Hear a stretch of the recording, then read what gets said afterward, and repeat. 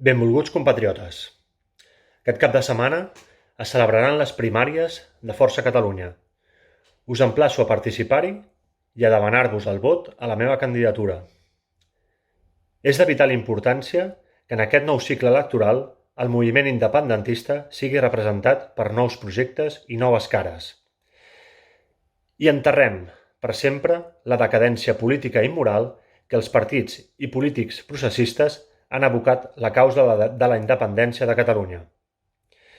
Sense anar més lluny, la flamant número 2 d'Esquerra Republicana, Laura Vilagrà, deia en una entrevista recent que cal deixar enrere el 1 d'octubre, o el presidenciable Pere Aragonès, que recordem va col·laborar amb els espanyols sense protestar i sense deixar de cobrar en l'aplicació administrativa del 155, tal com van fer, per cert, Elsa Artadi, que diu ara que vol ser escollida diputada a la futura llista de Junts, votant d'institució en institució com si això fos el joc de l'oca.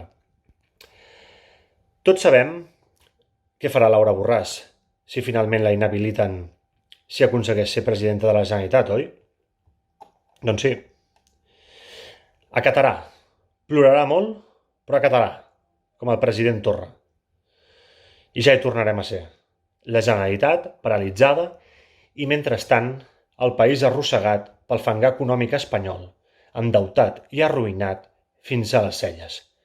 Tot esperant a que la barbàrie feixista de Vox es faci amb el poder i ens acabi de rematar. I em deixava la CUP. Aquells que van a poc perquè van lluny. Doncs resulta que van enrere, ja que la seva proposta en aquesta legislatura és un referèndum al 2025, passant-se pel folre i les manilles el 1 d'octubre. Davant d'aquesta auca processista, urgeix un nou estil polític que emergeixi al Parlament i faci respectar Catalunya, i que amb el seu exemple esporoni els catalans a ressorgir el seu patriotisme i que plegats, carrer i institucions, apliquem el mandat del 1 d'octubre. Cal, doncs, apostar per nous lideratges que retornin l'esperança i ens omplin d'orgull nacional i que alhora tinguin el caràcter necessari per enfrontar-se als espanyols amb audàcia i fermesa fins a aconseguir la fundació de la República de Catalunya. Nosaltres no ho tornarem a fer. Farem foc nou.